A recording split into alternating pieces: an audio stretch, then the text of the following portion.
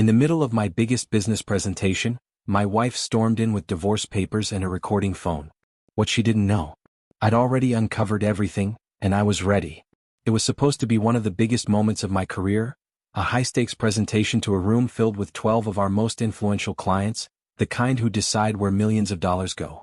I was halfway through breaking down our quarterly numbers, fully in the zone, when everything unraveled in a way I never could have predicted. The glass doors to the conference room burst open without warning. No knock. No hesitation. Just a woman on a mission, my wife Julia, marching in like she owned the place. In one hand she held a thick manila envelope. In the other?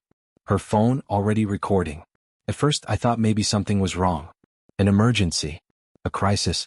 But then she raised the envelope like it was some kind of flag in a courtroom drama and declared to everyone, loud enough that even the interns on the floor below probably heard, that she was divorcing me. Not after the meeting. Not later. Right there. In front of everyone I had worked for years to impress. You could feel the air change in that room. The murmur of conversation went still. The only sound was the low hum of the air conditioning, buzzing like a fly in a bottle. I stood there frozen, remote in hand, numbers on the screen behind me, and my entire personal life unraveling in full 4K clarity, caught on her camera. She didn't stop there. Julia launched into a full-blown monologue. She said I was emotionally unavailable, that I'd buried myself in work while leaving her behind in a loveless, neglected marriage. She accused me, loudly, of ignoring her needs, chasing success that never arrived and turning our home into a cold, silent place. And then, in the most humiliating twist of all, she made comments about our bedroom life that had no business being uttered outside the privacy of our walls, let alone in front of clients who represented my professional future. My boss stood up, clearly trying to contain the damage, probably praying to every HR manual ever written. My clients looked anywhere but at me, some shifting in their seats, others sipping coffee like it might somehow make them disappear. But Julia, she just kept going. She said I'd promised her a life I couldn't deliver. That while other men her age were building families and empires, I was stuck in a dead-end role, playing dress-up in a suit while she played the role of a lonely wife with nothing to show for it. And that's when it hit me. This wasn't an impulsive breakdown. This was a performance. Theater, down to the rehearsed lines and the dramatic pauses. She wasn't just venting. She had a plan, a carefully crafted, emotionally charged takedown designed to humiliate me at the height of my visibility. And she was recording all of it. For what? Social media? Evidence? Maybe just one final blow to my ego? But here's the part that changed everything. I didn't panic. I didn't shout. I didn't plead. I didn't even flinch. Instead, I placed the presentation remote on the table and locked eyes with her. Not the camera, not the envelope, just her. And then I said something so quietly, so calmly, that only she could hear. If you needed attention this badly, you could have just asked for it at home instead of embarrassing yourself in front of people who actually matter. Her confident smirk cracked. Just for a second. But I saw it. Then I turned to the room, gave a short, professional apology, and suggested we reschedule so everyone could focus on the work they came for, not the soap opera she just hijacked. That's how I handled it, like she was just a mild disruption to the flow of business. And in that moment, I realized something bigger was unfolding beneath the chaos. Something I had missed entirely. The room emptied slowly after that. A few clients lingered, offering polite nods or soft pats on the shoulder, the kind you give someone who just got hit by a truck but is still trying to stand. My boss muttered something about handling it with grace, but I barely heard him. My phone lit up the moment I got back to my office. Not with work emails but with messages from friends, mutual friends. People who had just seen the video because of course she posted it. That was always the point. It wasn't just about hurting me in the moment. It was about making sure everyone else saw it too. 3 separate texts. 3 different people. All with the same warning, "Hey, I need to tell you something about Julia."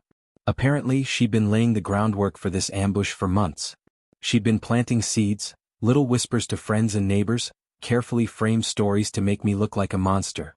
She told our next-door neighbor I was emotionally abusive. She told her sister I was hiding financial trouble. She told her book club I'd been coming home late and acting suspicious. It was a campaign. A quiet, strategic one. One friend told me Julia had even made a joke at a dinner party about finally getting out before it's too late. I remember that night. She came home with takeout and acted like everything was normal. I had no idea she was already turning the people in our lives into spectators for a show I didn't know I was starring in. And then came the call that really turned my stomach. Her sister. The one I thought hated my guts. She called me. Not to scold or shame me, but to apologize. She said she'd brushed off all of Julia's hypotheticals over the past few months. Questions like, how do you make sure people take your side in a divorce? Or, what would happen if a woman exposed her husband in public? Do people usually support her? They weren't hypotheticals. They were blueprints. Julia had been planning this exit for a long time. Calculated. Tactical. Not out of pain or desperation but out of control. She didn't just want out, she wanted to scorch the earth on her way through the door. She didn't want a clean break. She wanted me buried. And the more I looked back, the clearer it became. Every argument we had over the last 6 months, every cold shoulder, every night she said she was just tired, all of it was part of the pattern. She'd been documenting things too, quietly snapping photos of me at my desk, hunched over spreadsheets late into the night. Saving texts where I sounded distracted or short, completely out of context. She was building a case, crafting a villain, and I was too trusting to see it. That's when I realized I'd been living in a marriage that had quietly turned into a war zone. One where the other side was planning an attack while I was just trying to get through Monday. And now that I knew what game she was playing, I wasn't going to keep standing there like a clueless target. It was time to fight back. But not with shouting. Not with revenge. With the one thing she never expected. The truth laid out like evidence in a courtroom, calm, undeniable, and devastating. By Monday, I turned my apartment into a war room. Laptop open, tabs everywhere. One for screenshots, one for timelines, one for everything I'd gathered since the ambush. I wasn't obsessed. I was focused. Julia had drawn first blood, and I wasn't about to let her control the narrative anymore. I started with her social media. That was where she'd been whispering into the world, hinting at pain and mistreatment like breadcrumbs. There it was, 6 months of subtle jabs, tired of being the only one trying, when silence hurts more than words, ready for a life that sees me. Every one of those posts had a chorus of sympathy underneath. You deserve better. If he can't see your worth, someone else will. She didn't mention my name, but she didn't have to. Our mutual friends knew. They saw the ring in her pictures. They knew who the man she was married to was. Me. Then I found it, a private group on Facebook. Women supporting women through divorce. It sounded innocent enough. But once I got in, the truth was blinding. She'd been posting there for weeks. Every disagreement we'd had, rewritten as emotional abuse. Every missed date night, reframed as abandonment. Even work deadlines became proof I didn't care. And the worst part? They cheered her on. Record him. Do it at work so everyone sees who he really is. Hit him where it hurts. Make sure he can't lie his way out. That was where the ambush was born. Not in our bedroom. Not in therapy. In a Facebook thread filled with strangers who only knew one side of the story, her side. She wasn't venting. She was building a narrative. A weapon. And I was the target. But I wasn't helpless. I had receipts too.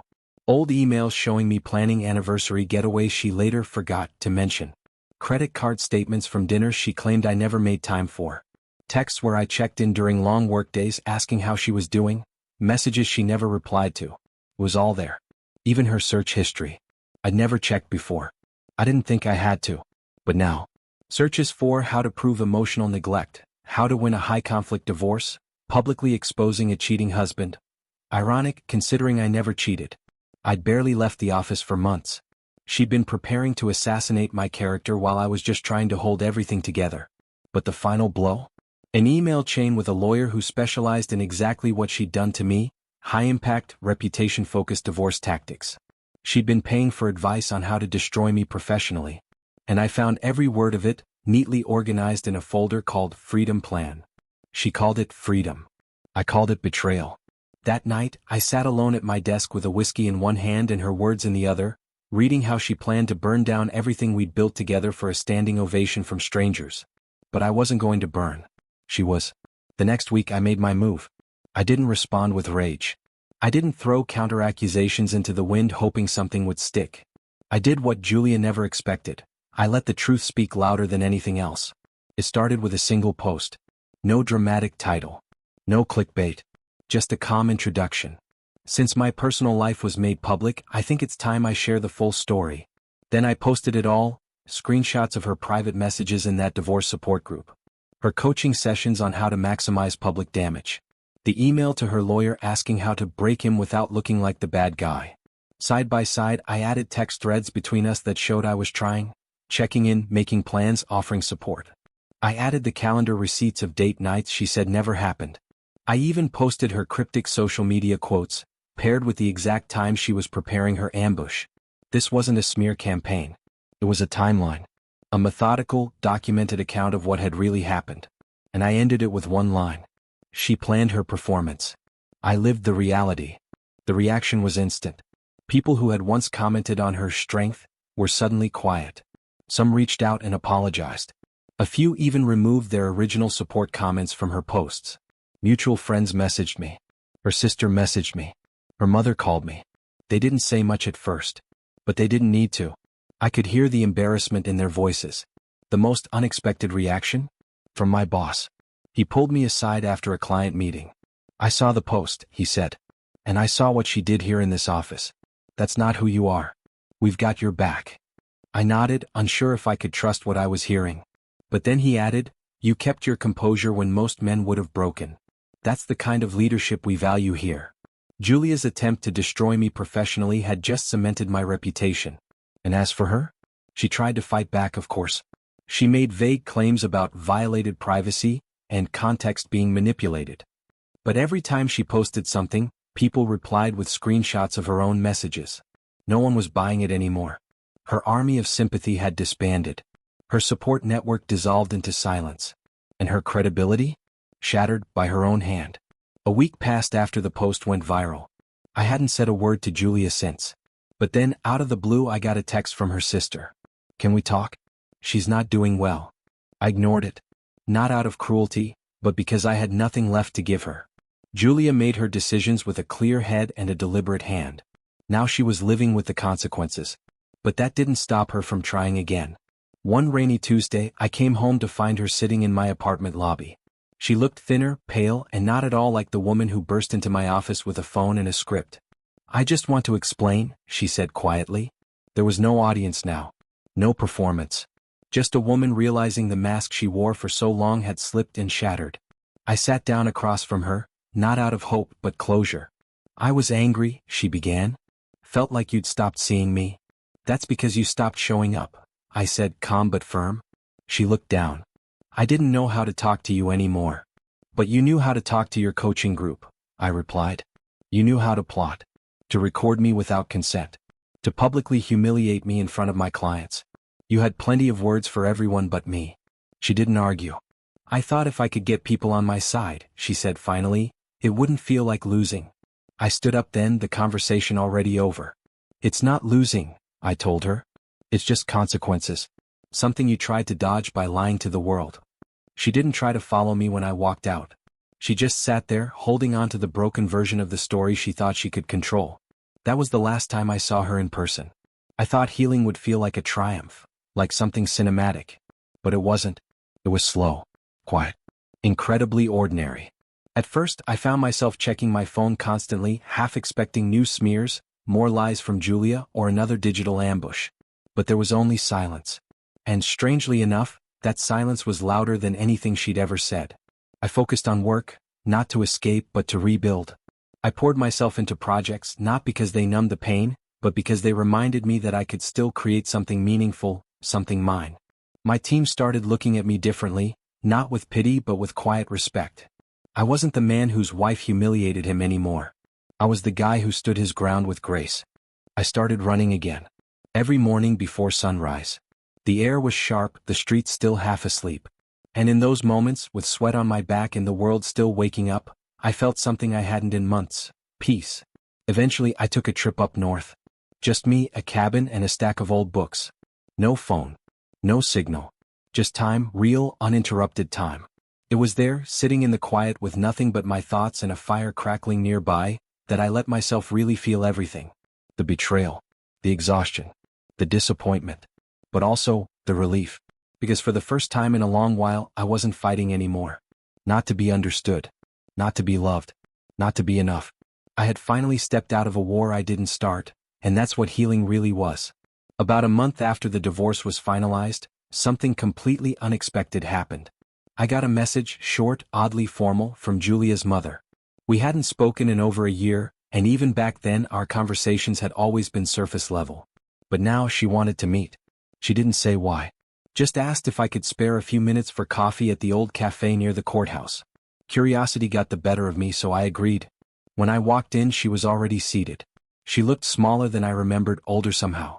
Maybe it was guilt wearing her down, I wasn't sure. She didn't waste time. "I'm not here to defend what Julia did," she began. "But I need to tell you something you deserve to know." What followed wasn't an apology, but a confession of sorts.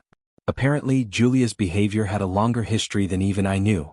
She had done something similar in her previous engagement, manipulating situations, reshaping narratives to protect her image at the cost of someone else's. Her mother admitted she'd enabled it for years, covering up or making excuses because she didn't want to lose her daughter's love. "But when I saw what she did to you," she said, voice cracking, "I realized I wasn't helping her. I was protecting her from consequences she desperately needed to face." She handed me a small manila envelope.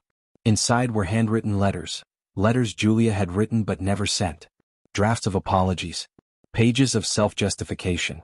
Conflicted, jumbled thoughts written in loops and scratches. Some dated during our marriage. Others after the fallout. One sentence stood out, scribbled on the back of a receipt. "I thought destroying him would make me feel strong, but now I just feel hollow." Her mother didn't ask for anything. Not forgiveness. Not understanding. She just wanted me to see what Julia never had the courage to say aloud. I didn't walk away with closure. I already had that.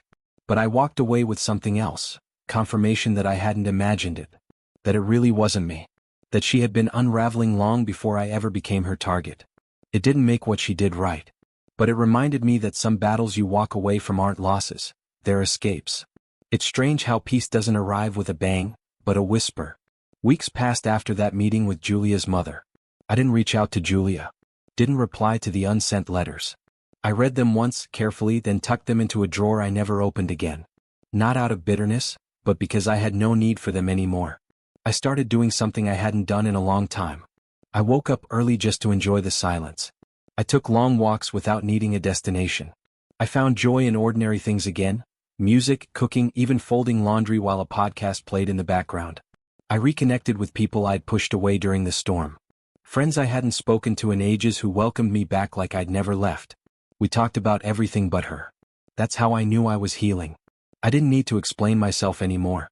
I started dating again, slowly, without pressure. Not searching for something to fill a void, but just allowing myself to feel seen again. To laugh. To be curious about someone new without fear hanging over every word. And here's the truth I never thought I'd say out loud. I'm grateful it ended the way it did. Not for the pain, not for the betrayal, but for the clarity it gave me. For the lesson I learned about dignity, boundaries, and knowing when to stop fighting for someone who only sees you as disposable. Julia wanted to leave a mark. She did. But it's not the one she hoped for. She carved out the space for a better version of me to take shape. One who doesn't chase validation. One who doesn't crumble when love becomes cruel. One who understands that sometimes the most powerful thing you can do is walk away, not in anger but in truth. My story isn't about revenge. It's about resilience. And the quiet, powerful beauty of finally being free. About 6 months after the dust had fully settled, I got a message. Not through email. Not a letter. Just a short, shaky voice memo. It was Julia. She sounded different, fragile in a way I didn't recognize. The voice I once knew as sharp, calculated, commanding, was now quieter, weighed down by something I couldn't name. She didn't ask to come back. She didn't ask for forgiveness. She just said one thing.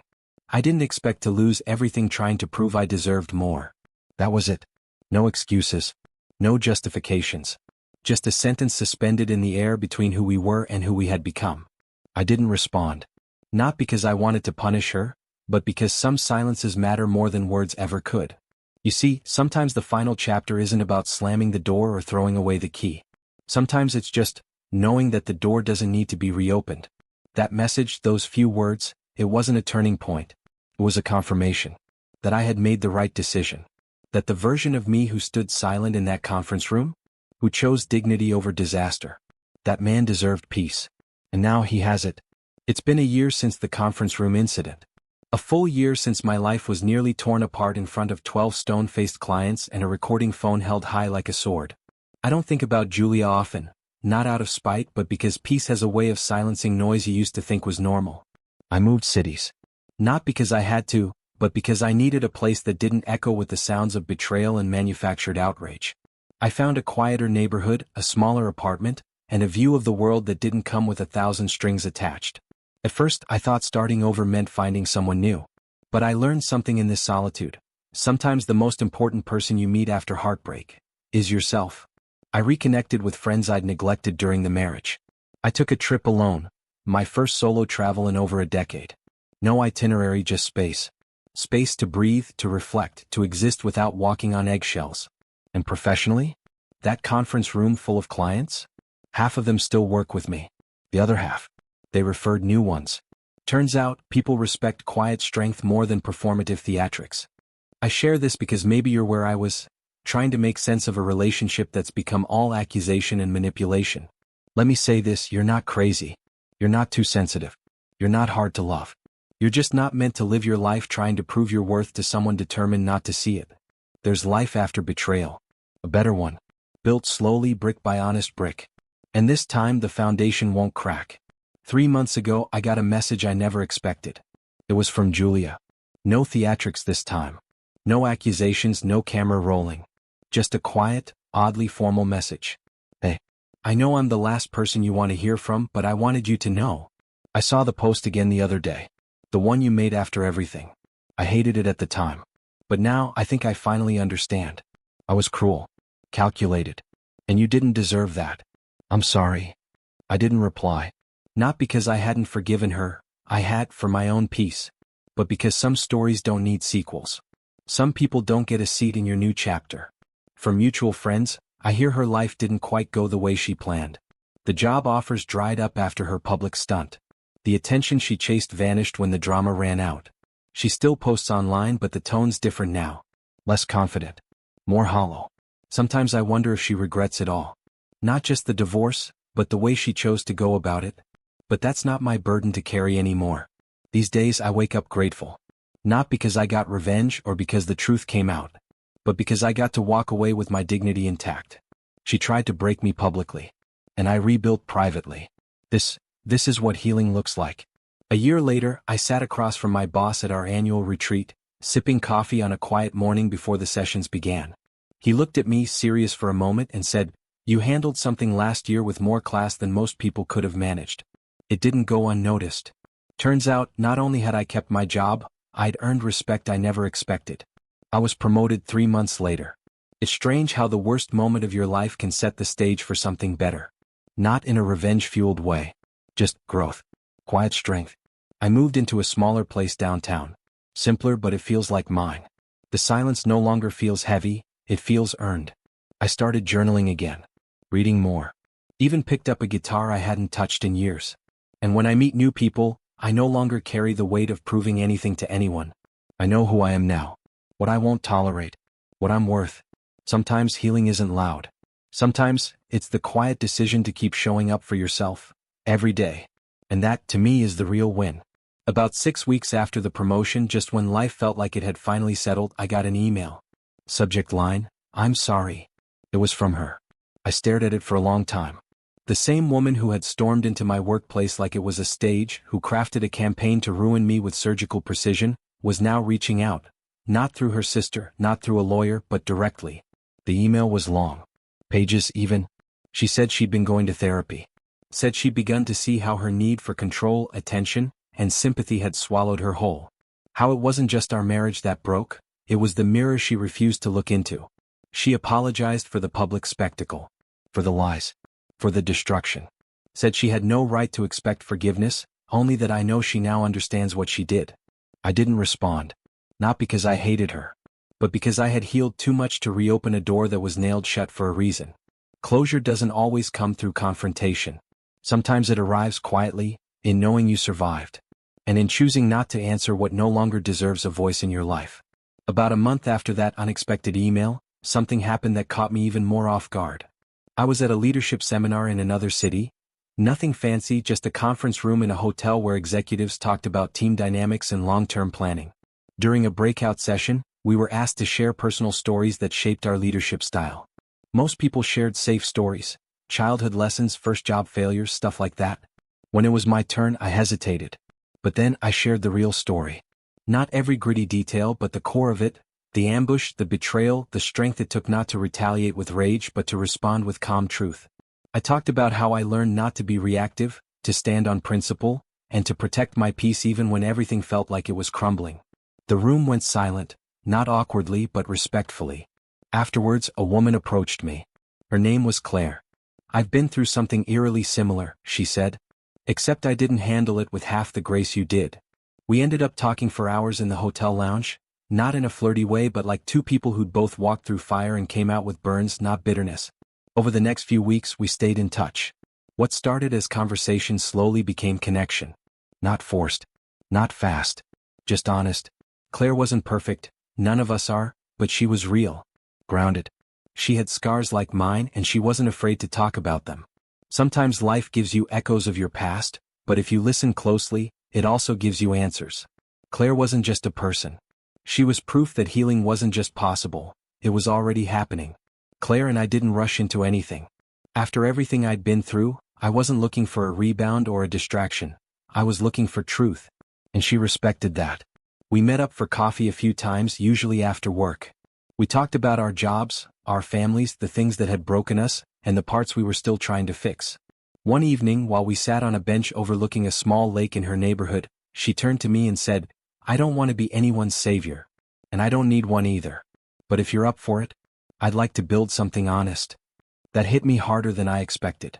Because for the first time in a long time, I realized that I didn't want someone to fix me, I just wanted someone who wouldn't break me further. It wasn't fireworks or movie magic. It was steady, quiet, respectful. And that felt revolutionary. We didn't try to outdo each other with stories or play emotional chess like I'd been used to. She didn't weaponize vulnerability or perform pain for sympathy. She was just herself. And I was allowed to be myself too without apology. I still had nights where memories came back. Those emails, the humiliation, the betrayal. But I also had mornings now with messages from Claire saying things like, "Hope today gives you peace," or, "Don't forget you're more than what she tried to make you believe." And slowly, without forcing it, I started believing that maybe I was. The divorce had been finalized months ago. Her smear campaign had collapsed under the weight of her own words. And Claire had become a quiet, steady presence in my life. Never intrusive, never overbearing, just there when I needed her. One day, I got a message from a number I didn't recognize. It was her. My ex. She said she'd been in therapy. That she'd been doing some reflecting. That maybe she'd gone too far. There was no apology. Just a vague message about learning lessons and time healing wounds. And I realized something. I didn't feel anger anymore. Not the burning, chest-tightening fury I used to carry around. What I felt was nothing. Not indifference out of spite but a clean slate. Like someone had finally erased her fingerprints from the glass of my life. I didn't reply. I didn't need to. Because the story she tried to write for me, the one where I was the villain, the failure, the broken man, had been replaced. By something real. By someone honest. By the quiet, unshakable truth that I had survived it all. And come out better, not bitter. Sometimes, survival is the loudest form of revenge. Sometimes, walking away with your dignity intact is all the closure you ever need. This wasn't about winning. It was about no longer playing her game. And for the first time in a long time, I wasn't anyone's pawn. I was the author of my own ending.